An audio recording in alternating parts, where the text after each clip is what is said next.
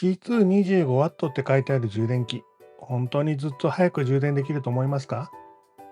ワイヤレス充電器は熱が出ると速度が落ちることがあります。今回使うのはこの冷却ファン付きの C225W 充電器です。本当にファンがあることで高速充電できる時間が伸びるのか、今回は実機とテスター両方を使って充電量と温度を見ながら検証したいと思います。見るポイントは最大 25W とかではなく、熱でどこまで失速するかです。それではクラ活スタートです。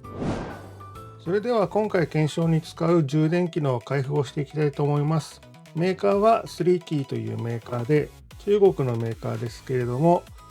コスパの良い、充電器を出していて、C225W でも、低価格でファン付きの充電器を出しているということで、ちょっと、注目のメーカーとなっています。それでは開封していきましょ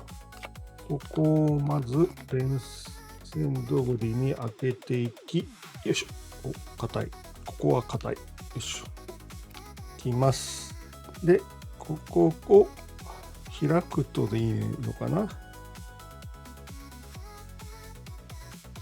ここをパカッと開くのか。だったら折り目つけてほしかったな。ここを開けば中身が、取り出せるようになるということですね。で、最初に出てくるのは3キーの、マニュアルです。こちらは英語で、こちらは日本語の、マニュアルになっていますね。で、次に入っていたのが3キーの、3キーのサンクスカードが1個入っていました。そして、こちら特徴的なのが2メートルの充電ケーブルが最初からついてるんですね。2メートルも長い、USB ケーブルということで、寝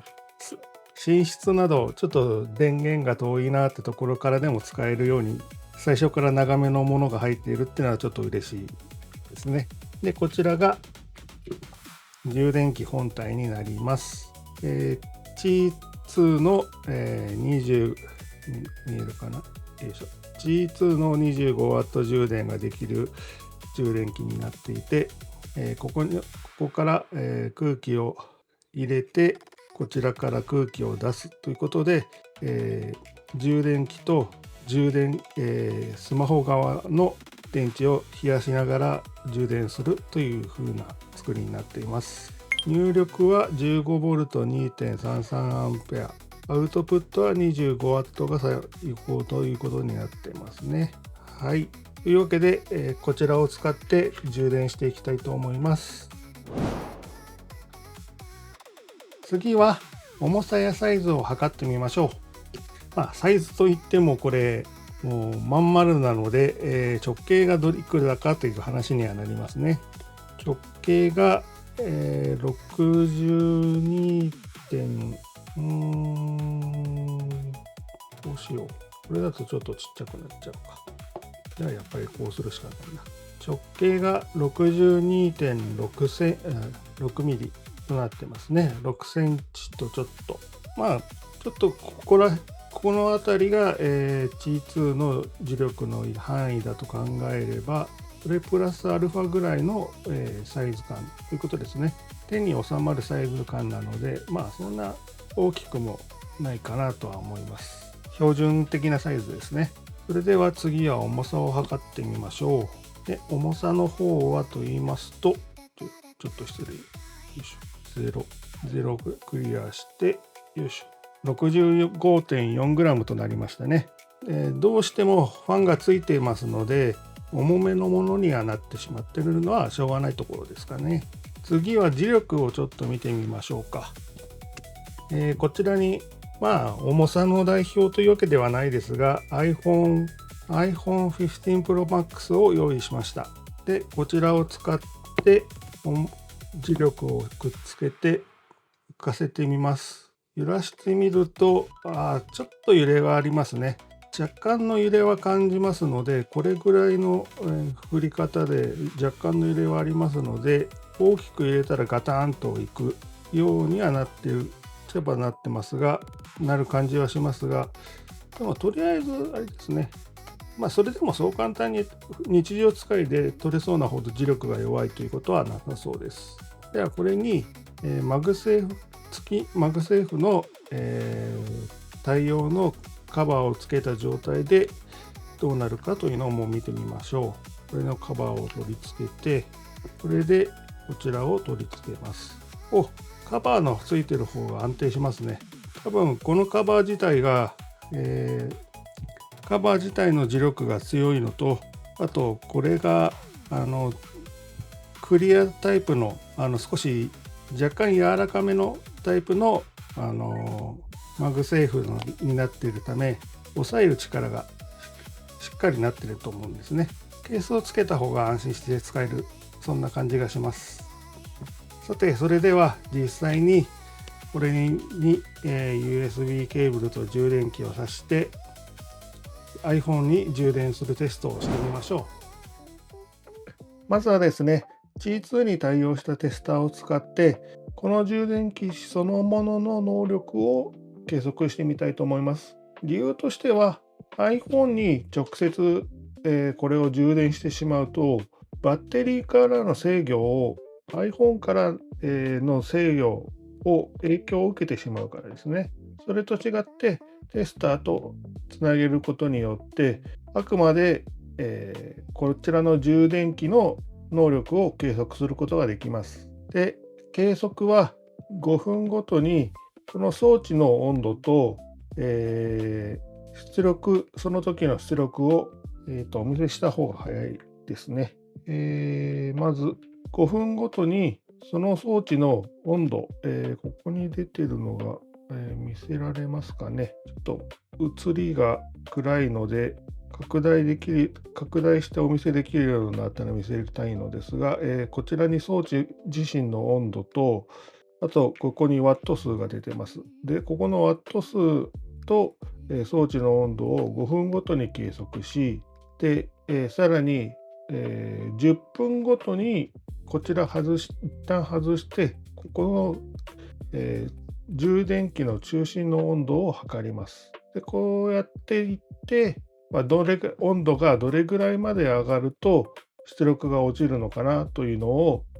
計測してみます。で、これを、1パターンとして充電器のファンが回っている状態で1回測ってみるのと、充電器のファンを止めた状態で1回測ってみます。充電器のファンがオンになっているかオフになっているかで能力にどれだけの差が出るかっていうところも見どころの一つかなと思います。それでは検証スタートです。はい、それでは、こちらを計測した結果をまとめたものがこちらになります。画面上では、グラフを分かりやすくグラフにして表示しております。で、ファンを回した状態での、充電ですけれども、30分計測しても温度は47度、充電器の温度ですね。充電器の温度は47度までは上がりましたが、出力は 24.9 度の、24.9 ワットのままでした。で、グラフはここで止まってますが、実際は90分まで測ってるんですね。90分まで測っていて、なおかつ60分から90分まで実は開けてます。なんだろう。60分から90分まではこうやって外して真ん中の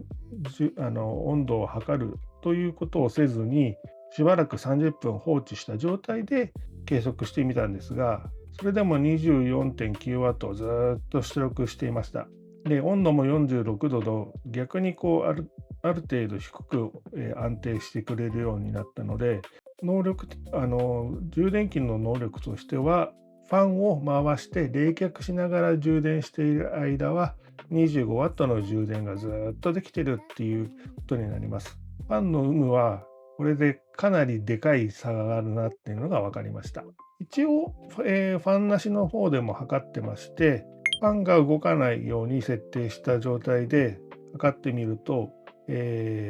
このグラフで20分ですね。20分のところで、充電器の温度が55度まで上がり、12.9 ワットまで温度が、出力が下がりました。約半分ぐらいの出力に落ち込んでますね。温度による出力制御がかかったということになると思います。この後はもうずーっと 12.9 から9とか7になる時もありましたけれども、だいたい13ワット届くか届かないかをうろうろして30分以上動いてました。ちなみにこの時点でじゃあ途中からファンを動かしたらどうなるのかっていう実験も、グラフ外で一応やってるんですね。そしたら、5分もあれば、冷却ができて 24.9、要するに25ワットの充電に回復しました。つまり、ちゃんと温度が回復すれば、温度が下がって出力を上げる余裕がちゃんとできているようであれば、ちゃんと25ワット充電を再開してくれるという動作をしているので、そういう意味では、高速充電を安心して使えるのかなと、最大限使えるのかなというところですね。次は実際に iPhone を使って充電してみましょう。次はですね、充電器の方を iPhone に実際に装着させて充電をするっていうのをして何分で何パーセント回復したかというのを、計測していきたいと思います。計測するために iPhone は今はちょっと充電しちゃった後なので、ちょっと充電容量がちょっと結構な容量になっちゃってるんですけれども、これを iPhone をまず 20% 以下の充電に、充電容量、バッテリー容量か、20% 以下のバッテリー容量に、下げます。で、そこまで消費させたところで、もちろん1回冷やして、冷却した後で充電を開始して、その開始してからの回復の様子を5分ごとに計測するという手法で、実際にどれだけ回復できるか、実際にどれだけ充電できるのかというのをファンありとファンなしで、計測してみたいと思います。それでは検証スタートです。それではこちらが結果になります。画面上にはグラフで表示させていただいています。ファンを回しているときは残りのバッテリーが 11% から始めて、ファンを動かしてないときは 6% から、動かさせていただいています。その結果なんですけれども、やはりファンありの方が早くて、ファンを回しながらであれば、残り 11% から50分とちょっとあれば 80% に、達しています。その一方、ファンが回ってない時に関しては 80% になるまでは1時間じゃ足りなくて、55分でも 70% までで止まってますね。ただ実際の多分充電終わる時間的にはこれでいくとだから10分ぐらい、10分から15分満充電までには差が出るかもしれませんが、逆に言えば、それぐらいしか差が出ないっていうことでもありますね。15ワットから25ワットに上がったにしては。なぜかっていうと、バッテリーの方が熱を持ちすぎないように iPhone の方が充電の速度を制御しちゃうからなんですよね。だいたい最初の頃は10%5分間で 10% ぐらいの回復で猛スピード、かなり速い速度で充電はできています。最速だと 11% 回復しているので、10% 超えてますね。それがだいたい30、40% ぐらいかな。だいたいそうですね。だいたい 30% 後半から 40% ぐらいになるとだんだん速度が落ちていって、で、80% を超えると低速充電になるっていうのはこれは共通なので 80% 以降はさらに遅くなる充電となります。そういう動作をしています。ただ、そういう制御をかかっているからこそってこともあるんですが、ここまで大きく差が出ないんですよね。だから充電器自体にはもう頑張ってずっと 25W を出すだけの能力は持ってはいるんですけれども、バッテリーがそれに耐えられないと。バッテリーの方をちゃんとうまく冷やしてやればまた変わってくるんでしょうけれども、いろいろな問題があってバッテリーを直接冷やす手段はありませんから、どうしてもファンあったとしても充電にそこまで大きく充電速度にそこまで大きな影響を与えないっていうのが現状のようですね。ファンありなし、全く意味がないとは言いませんが、そこまでこだわるほどの理由ではないっていうのが今のところの現状のような気がします。これとは別に、3キーではなくて、別のメーカーではペルチェ素子を使った冷却なんかもやっているらしいので、そういうやつを使った時にまたどうなるかっていうのはちょっとさらに気になるところですね。今回の実験を通して感じたこととしては、ファンありファンなしにこだわるほどの速度差は出ないな。お金をプラスして速度を上げるっていう目的ではあまり効果はないなというところですね。1分でも早く充電を完了させたいっていう方には、それでも出す価値あるのかもしれませんけれども、あれですね、車とかカリカリにチューンアップするときに、そんなに効果がない1パーツに普通のパーツの何倍も出すみたいな、そんな感じですね、感覚としては。もうちょっと手頃なものではあるんですけれども、その代わり、ただバッテリー、スマホへのバッテリーですね。スマホへのバッテリーの熱に対する影響っていうのは、ファンがついてて、一応バッテリーを冷やしながら充電するっていう構造になっているので、バッテリー自体には優しいかもしれません。これに関しては長期レビューして1年間とかかけないとわからないと思うので、どうとも言えないところですし、条件が一定にならないので、なかなか難しいところですよね。そういうわけでして、思ったほど面白くない結果だったなっていうのが正直な、はい、私の感想でした。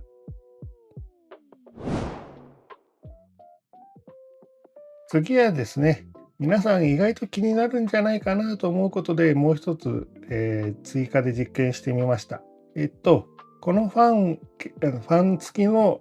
充電器を使って枕元で充電をさせていて、ファンの音が気にならないかどうかというのを計測してみたいと思います。実際に、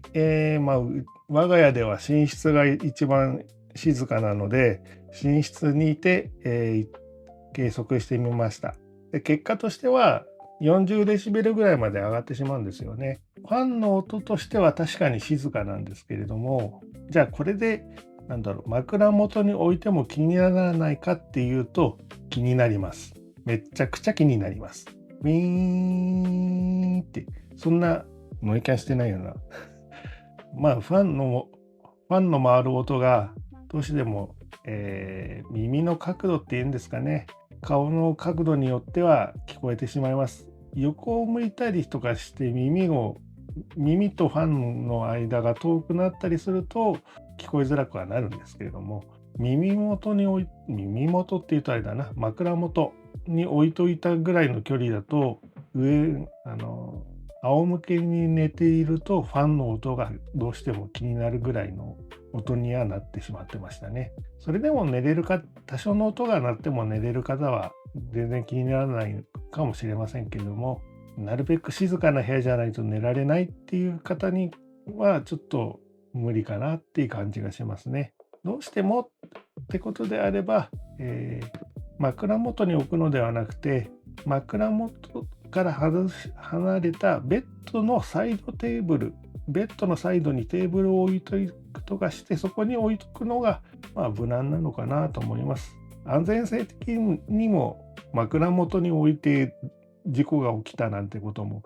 過去何度もニュースになってますし、あまりよろしくない方法なので、やるのであればサイドテーブルにちょっと燃えやすいものはどかしておいて、サイドテーブルに置いて充電させるっていうのが一番いいのかなっていう気がしましたね。そういったところでした。気になる枕元で使えるかどうかに関しては、私はそのような感想でした。3キーの充電器を使って 25W、Qi225W の充電器をファン付きのものになるとどういう風になるのかっていうのを、今回検証してみました。皆さんはどういか感じたいでしょうか。私としては、この充電器は 25W でもう早く充電できる充電器っていうよりは、熱で出力が落ちそうな時にファンで冷やして 25W 出力に戻せる充電器っていうような考え方をちょっとし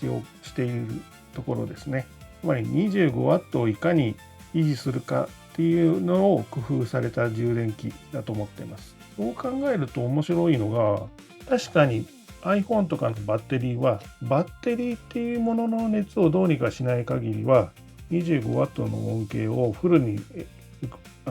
けることはできないんですよね。でもじゃあ 25W のそうですね 25W を電源とするアイテムがあったとしたら G2 充電器、こういうタイプの G2 充電器はなかなか威力を発するんじゃないかななんて思ったりしますね。例えばそうですね、使い方としては限られますけれども、何かのライトのライトか何かの電源として簡単にこうパチッとはめればいきなりつきますとか、それこそもうちょっとこう今まで 15W とかでは足りなかった、家電なんかを動かすっていうのもできますよね。25W あれば扇風、例えばもう極端な話 G2 充電器を使って簡単にだって接続できる扇風機があったっていいですよね。そう考えるとなかなか面白い時代になってきたななんて私は思ったりはしてます。確か地位の、コンソーシアムというか、企画のところでは目指しているのは 100W とかの規格も目指しているはずなんですよね。だから家電をこの地位使って動かすっていうことを、地位の充電器を使って動かすっていうことを意外と目標にしてたりもします。そのための企画も制定しようとしてますしね。そうそう思うと本当にもしかしたら半年後1年後ぐらいには PC 周辺機器の、様相もちょっと変わってる、そんな気がしますね。そんな夢物語な話はさておき、この充電器はデスク用に置く G2 の 25W 充電器としてはかなり優秀なものかなと思ってます。特に出力が柔軟にちゃんと変えてくれるところが非常にありがたいですよね。下げるだけじゃなくてちゃんと温度が戻れば回復してくれます。これは意外とこう、急いでる時なんかにはいいんじゃないでしょうかね。ファンを消しておいて普段使ってなるべく静かに使いたかったんだけど今急いでるからファンをつけて充電したいとか、そういった需要に、合致するかもしれません。例えばですよね、ファンを消しているときは LED も消えるので枕元で使ってます。で枕元で使ってるんだけど今から急いで充電しなきゃって時に有線の充電器の方が早いんですけどね、結局。これで 25W の充電をしてなるべく早く充電させてしまうっていうのもありですよね。ただ基本的には枕元充電っていうのは発火の恐れもゼロではないのでおすすめはしませんけれどもね、デスクの上で使うときにいろいろ便利なのではないかなとは思います。というわけでこの動画が参考になった、勉強になりましたとか役に立ったっていう方は高評価とチャンネル登録ボタンよろしくお願いいたします。ぜひお願いいたします。今後もこういうスペックだけではわからない検証をガジェットの検証をしてみたり、面白いガジェットを紹介したり、話題のガジェットを使ってみたりとか、できる範囲のことでいろいろと、皆さんのガジェットの面白さを伝えられたらいいなと思っていますのでよろしくお願いいたします。それではここまで狐丸がご案内いたしました。それではまた次回のクラ活でお会いしましょう。